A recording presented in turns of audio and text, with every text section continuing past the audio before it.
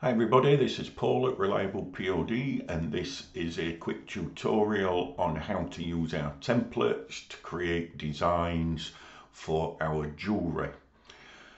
On all our products you can download a template from the product page on the website or directly from the app.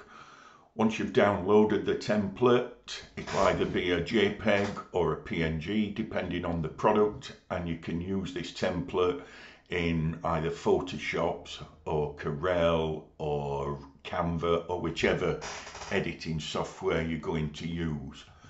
When you open it up, this is what it'll look like, and I'll just explain the basics of the template.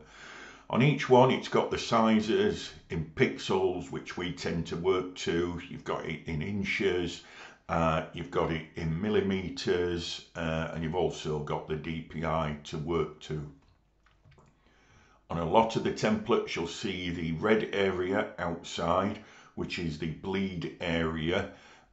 You don't want to put any critical data in there like text or anything like that, because that will probably be missed off the final design. The no text area here that we've got around is, just be careful not to go on there because that's very close to the edge.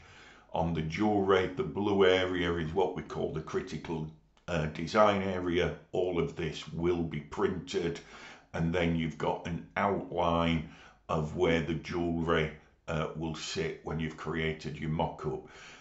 This looks rather large, but it depends which piece of jewellery. The enchanting ribbon jewellery takes up quite a big area, whereas the love knot takes much less on there.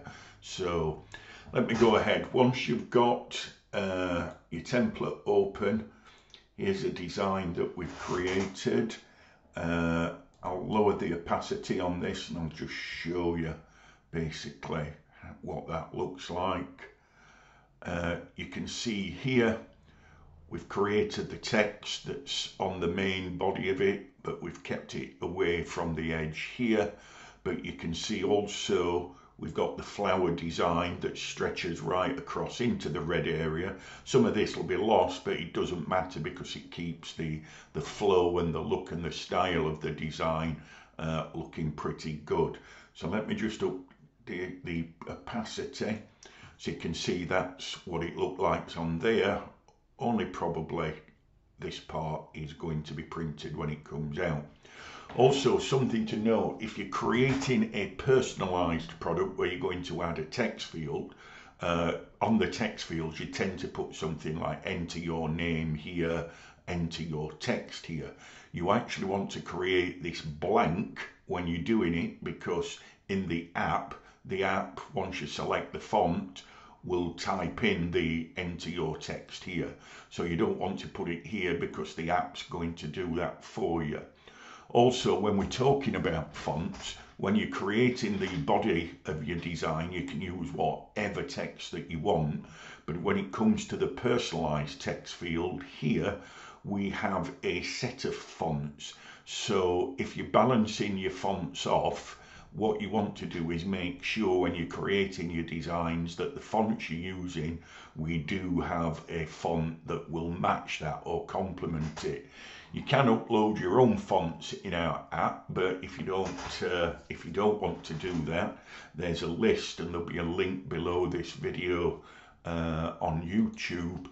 And as you can see here, we've got around 150 fonts with examples that you can use out of the app, and you can see examples of these in the app when you're actually creating your design. So once you've done that, basically you just want to file, save as, and you can save that as a PNG or a JPEG, whichever one you prefer, and then you've got your template that when you upload it into the app will fit perfectly. And that's it. Thank you very much. Cheers. Bye bye.